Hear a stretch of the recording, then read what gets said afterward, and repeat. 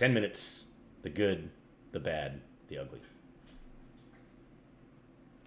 I just want to start by saying Tennessee State's players, Jeremiah Josephs and Monroe Beard III, had great showings on the defense yesterday for Tennessee State. Those two players made up most of the tackles for Tennessee State. They were in on nearly every play or active on nearly every play. I thought those two athletes were absolutely tremendous, and Devin Bryant showed great elusiveness for their running back core. They only had 158 all-purpose yards against the Irish. Most of those were scored in the first two were given up in the first two drives. But they were very well prepared by head coach Eddie George, and hats off to them for the fire that they came out and showed and the resiliency that they showed in the first quarter. So here's my bad take for the Irish. The bad thing that we did yesterday, there was no fire to start the game. We came out on the first drive, scored in just between 5 and 6 minutes, just over 5 minutes.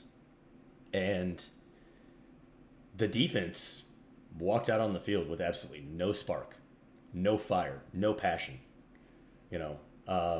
Give me the hate in some ways, right? Like, figure out a reason to dislike the other team. I don't care what it is. And I know they're a likable school. We had this historic thing going on. First time we're playing a historically black college or university. Also first time we're playing an FCS team. And hate them for that, right? Love them for being the first time that we played a historically black college or university. Hate them for the fact that they're watering down our schedule and we need to go beat the crap out of them. If that's what we got to do, right? Because that's what we did need to do yesterday. Let's be perfectly honest. We got the job done. And that's the job we needed to do. But we did not start the work the way that we needed to start the work. That all changed after they scored 3 points and kicked off to us. Devin Ford was our return man, and he just got drilled, helmet to helmet, absolutely flagrant. Didn't like it. Didn't like the no call. I'm pretty sure he was knocked out on that play when he fumbled that ball, and there was no call. Ford was okay. He made it back onto the field later in the game and was able to carry the ball in the second half. So happy to see that. Happy to see him return. He went through the concussion protocols. He's fine. And that's all I have to say as far as like what was bad yesterday. Everything from there was uphill. All good. Nose tackle Howard Cross, the third. J.D. Bertrand, our linebacker, Jason Onye, all had great games for the Irish. They were our top three tacklers. They were in on a lot of plays. They did their jobs well.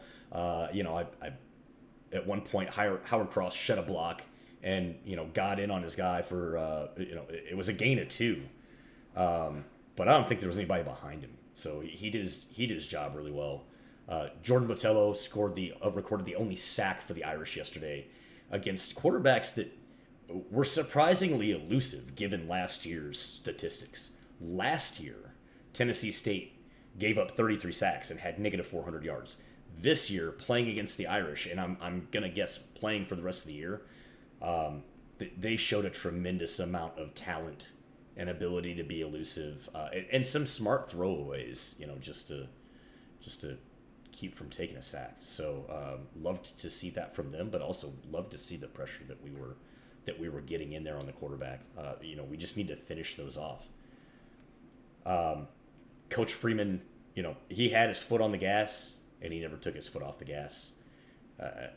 I guarantee there's some people out there saying that he looked like a teenage kid playing Madden, and just like kind of being mean, calling timeouts at the end of the first quarter. But I don't think that was the case at all. I think he was emphasizing to these players, which he really needed to do, to his team, this is an important game. They're all important. And if you don't call those timeouts and you just take a knee and go to the locker room, everybody thinks, well, okay, well, the game's over, right? Because, coach didn't call timeouts. He's not trying to score. He's not trying to get down and drive the ball. So why should we? I guarantee the team saw that. I know I did sitting in the crowd, sitting in the stadium, in the stands. So It was it was the right way to go, and it kept the momentum going in the second half. Had a great coaching moment in the second half for grad transfer safety Thomas Harper, who failed to react to a muffed punt. The coaches pulled him aside, and this was a good and a bad, right? The coaches pulled him aside, though, before he was even off the field and had a conversation with him. So the coaches are on it. They're taking every moment as a teaching moment and a learning moment for these students and for these student athletes. Love to see that. And by the way, Harper also made 3 tackles yesterday, so he was third or fourth on the tackle list with the tackle for loss. Irish didn't have very many tackles for loss yesterday. They had a lot of short yard tackles, but he accounted for one of those. So Harper, all in all, still had a great day, and got a good coaching opportunity. Biggest wins. 25 players made a tackle for the Fighting Irish yesterday, including third string players Donovan Hinch and Joshua Burnham. And there were a few other guys out there that aren't even on the depth chart on the defense that were in on plays and in on tackles. Every Notre Dame running back had a carry yesterday, including Skip Volata, who also is not on the depth chart. He ran for 9 yards. That's Volata yards for a guy that's not, most of us didn't even know was on the roster. All 3 quarterbacks saw snaps.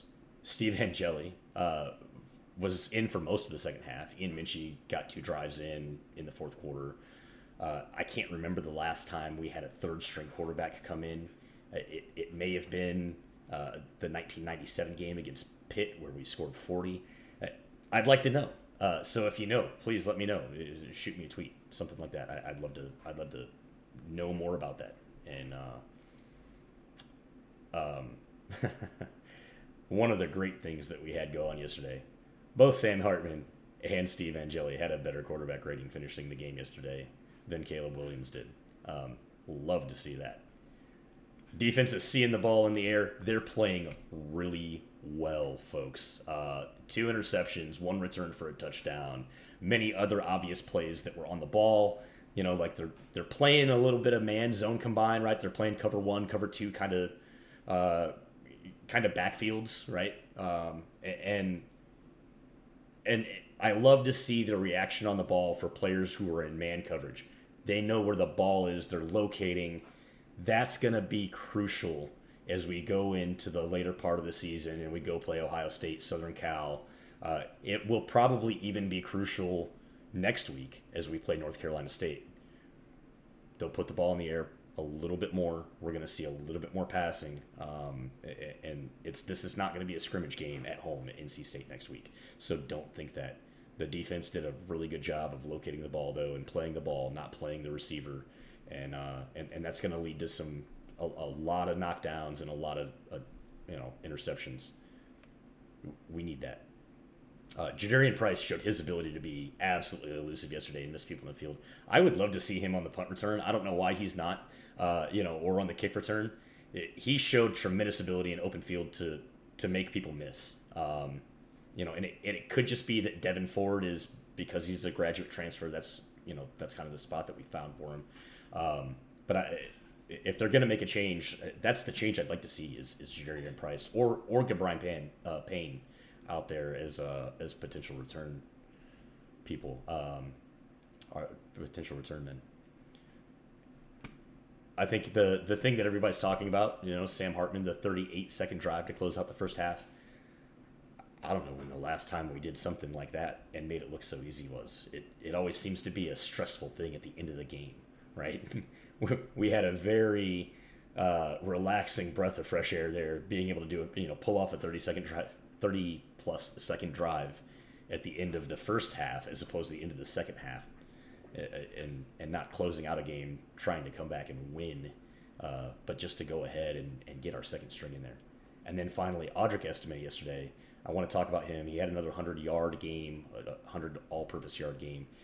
Did a phenomenal job of covering up the ball once he got into the secondary and got through the secondary. He got caught yesterday. He's not the fastest guy out there. He's got tremendous power. We already know that.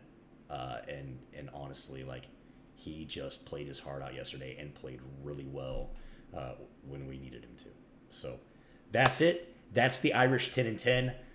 Love you all. Hope you have a great day. God bless. Keep looking up, and we'll see you soon.